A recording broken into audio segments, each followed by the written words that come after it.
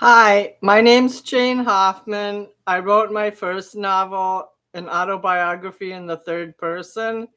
It's available in the Zenith bookstore in Duluth, Minnesota. And my third book that I'm writing now, I still have another unpublished novel that I'm trying to get converted. Um, my third book is called Falling Off the Limb. It's about parental estrangement from their children or vice versa, children who are estranged from their parents. And I'm going to read a couple excerpts today. I'm not starting from the beginning because I don't have time to read the whole book. But I can say that it's less than 100 pages and I'm almost finished. I might wait to finish it until after I visit the state of Virginia at some point and try to look for my son. My son's name is Lauren Hoffman. He is residing supposedly in Roanoke, Virginia, or possibly Brandenburg, Virginia. And this novel is dedicated to him. I'm starting out with an excerpt from April 6, 2025, day 150, after he had been missing 150 days. He left Duluth, Minnesota, November 8th. He was angry that I wanted to reduce his drinking in the house, but I didn't formally stop him. I just made a suggestion, and he wasn't pursuing anything as far as a job or vocation or an educational program in which he could have easily done because he had the GI Bill. He was an Army. He had completed the Army in April of 2024, and he had access to those types of things. So I'm going to start on April 6th, day 150. Thomas Merton. But there is a greater comfort in the substance of silence than in an answer to a question. Eternity is in the present. Eternity is in the palm of the hand. Eternity is a seed of fire whose sudden roots break barriers that keep my heart from being an abyss. The things of time are a connivance with eternity. So he wrote this on July 4th, 1952, while he was in the Grand Canyon. Thomas Merton is my favorite theologian, and he's also a Trappist monk from Kentucky. He's known worldwide. Fire Watch by Thomas Merton. To see a world in a grain of sand and heaven in a wild flower. Hold infinity in the palm of your hand and eternity in an hour. This one, so that's what William Blake wrote in the Auguries of Innocent.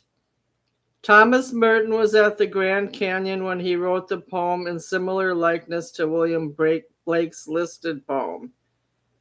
So I'm going to reread Thomas Merton's poem that was comparable to William Blake. But there is a greater comfort in the substance of silence than in the answer to a question. Eternity is in the present. Eternity is in the palm of the hand. Eternity is a seed of fire whose sudden roots break barriers that keep my heart from being an abyss. He was stationed at the Grand Canyon and he wrote that poem. I look at these two poems to mean that both men could comprehend the eternal universe of God, both past and present simultaneously in their scope of understanding of the full history of God's relationship to man within his past and future kingdom. God possesses time, space, and infinity in a different dimension than man that forms the ultimate destiny of each person individually and collectively. God's conceptualization of each generation is an unseen fulfillment for his full kingdom. The breath of eternity is in each time capsule moment for every segment of life for those who fully comprehend the nature of heaven and our eternal bond to the Christian kingdom. The perception is an eternal divine illumination, as St. Augustine presented by God to man who seeks his revelating. What a faithful medieval warrior comprehended biblically while advancing in God's kingdom, perhaps, in battle, can be the same connection to what a 21st century person feels struggling in the flesh to demand the eternal spirit to supersede our earthly concerns and let God control our eternal destiny. I know somewhere in the universe God holds my son. I have seen injustice on earth after time, and time after time. I have seen men who have died young at war in past decades and currently in Gaza and the Ukraine. My son was protected when he served in the army at Fort Irwin, but he was unable to express his pain. He has stored his pain inside. God must be present in the moment which leads to the door of eternity. The awareness of passing time is a barrier to the moment of expecting time.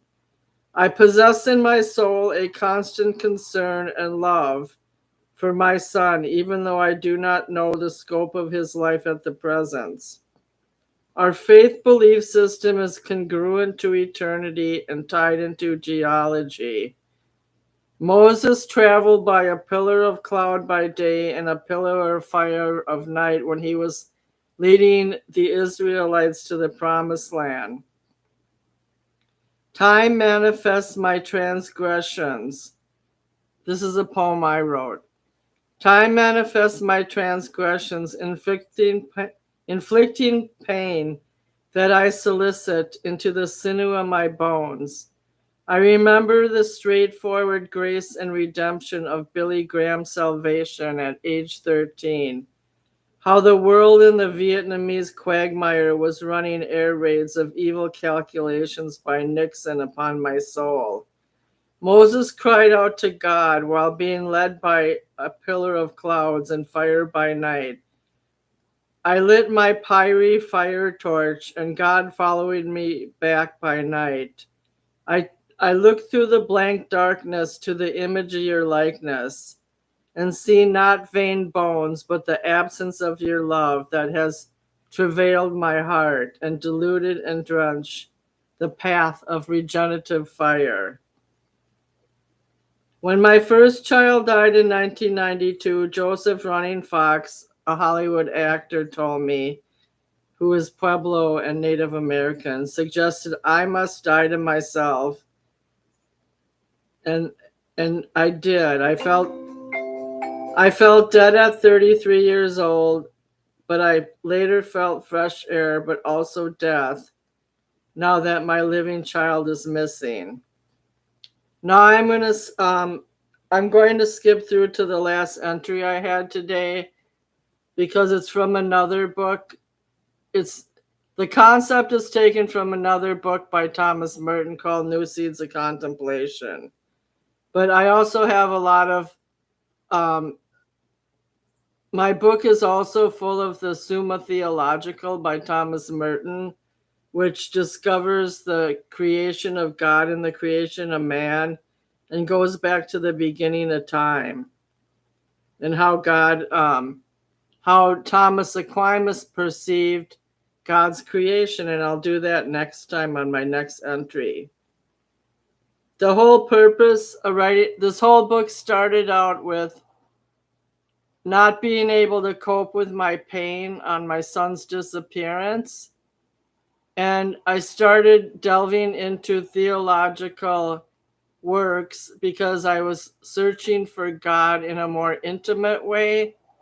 And I wanted more revelation and truth so I could understand life in general and how to cope with devastating circumstances. I still love my son immensely, and Sometimes I put money in his bank account because I feel like that's the only way I can show him love. I can't send him letters. I don't know his address. But he was an estranged member of the United States Army. Okay, I'm almost to the June 11th entry, which I wrote today. This book is becoming longer and longer, but it's not that long. Okay, I found it. Well, I'm skipping through the part of Thomas Aquinas and the creation of man who was made a little lower than the angels. And I think most of my viewers will find that very interesting. We're almost to the end. I can't read it on my LAN computer because I can't switch screens. June 11th, day 216th of my son's absence. In the book New Seeds of Contemplation by Thomas Merton, chapter 10 speaks about the resetting of the mystical bones and body, the body of broken bones of Jesus Christ.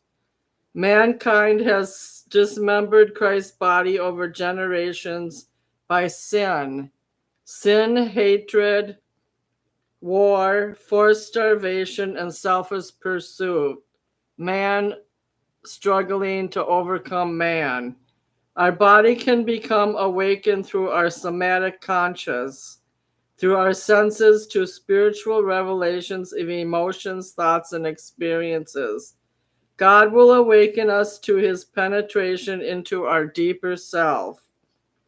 But we have to be willing seekers. Dionysus, the Greek god, represented the forces of id or ego, which is a barrier to spiritual enlightenment. Dionysus, the Greek god, was known for his dual nature, representing both ecstatic joy and destructive rage. Living by his passions could bring out the worst in him. Now, of course, he was a mythical Greek god, but they created a personality for him. Superficial doubt and following the passive acceptance of religious convention can also contribute to the lack of enlightenment. There is an eternal distinction of God and his consuming fire as he refines us. He separates the rock and dirt of our souls as we are a hidden gem, and God refines us through trials, suffering, and contemplation. The interior division and toil that tyrannizes men needs to be vanquished, so God is able to create pure love and reset the bones of Christ, the broken bones. Theologically, I disagree with Merton that Christ is dismembered by evil actions of men, because Christ, the Son of God, is in a constant state of perfection and strength in his heavenly place, who continues to provide providence, comfort, and strength to all believers who ask for his help. The darkness cannot overtake the light. On my darkest days, I feel torn limb to limb in my son's absence. But at the same time, God is suturing an inward healing in me that is created by the silence of my son's voice. The split between my son and I have created a mystical cleavage that is burdened by his oppressive heaviness of heart and unforgiveness. Thomas Merton says that mankind cannot be unified together until a purification process takes place and all selfish ambitions are removed. So, on a macro level, mankind can heal itself through submission to God, obedience, and a regenerative love that abandons selfish gain. On a micro level, we battle every day between our id, our personal self, and what God's will is for us. Charles Stanley talks about this a lot in his sermons. putting God's will in front of our will. And I recommend to any parents out there, I'm not reading my book right now, I'm just summarizing. Any parents out there who they're estranged from their child, either a week, a month, 6 months, a year, 3 years, 4 years. If you have faith, God is in control of the universe. We don't know the outcome of if God's going to return our child to us. But we do know that God holds that child who is part of our personal identity in a special place that will be revealed someday, hopefully in our earthly life. But if they are completely vacant from our lives, then we have to learn how to try to reach them through prayer, contemplation, and meditation, as Thomas Merton suggests. Thank you for listening to this full video. I appreciate it, and next time I will include the part of God's creation of man by Thomas Aquinas.